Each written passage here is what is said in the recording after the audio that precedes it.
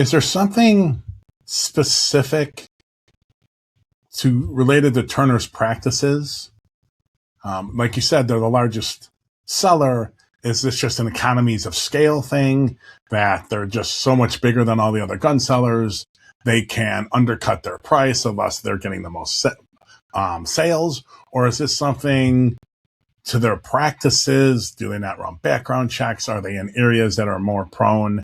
Do they specifically put stores in areas that are they think are more prone to buying guns? Do we know? Yeah, no, that's the $1 million question. Why are they overrepresented in this data? And the short answer is that we don't know. A lot of the factors that you brought up are things that people who are experts in this area. So I spoke to former ATF agents. I spoke to a former, the guy who used to run the Bureau of Firearms for the state of California. And they said, when you're looking at a store and seeing a lot of crime guns traced to it, you want to think about several factors. Things like the price of handguns would be a factor. Cheaper firearms, the research shows, more likely to be recovered as crime guns. The location can matter, and anecdotally, many Turner's locations are in neighborhoods that struggle with high rates of violent crime, in places like San Bernardino, California, Bakersfield, California. So there may be a factor there. I had a former ATF agent tell me that like a gun dealer that's the only gun dealer in a community, when there's no other gun dealer nearby, that often can lead to elevated crime gun traces there. And then things like practices, so sales practices. So a gun dealer can deny a sale to anyone for any reason.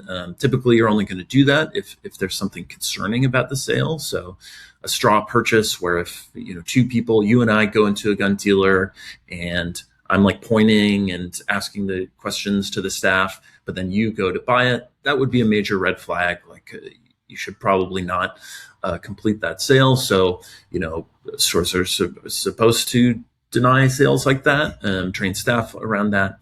But we don't have a ton of insight into exactly, across these 30 plus sales stores of Turner's Outdoorsman in the state of California, how exactly their practices compare to other stores. We don't know how many sales are turned away. We do know that the state has cited them for a few violations of possible straw purchases. They're not the only dealer to have been cited for that. But I spent a lot of time trying to look into this question and answer exactly why it's the case that Turner's accounts for so many crime guns in the state of California. And, at the end of this process, the honest thing to say was, we know there are certain factors that can lead to stores having more crime guns, but we don't know exactly why this chain accounts for such a huge number.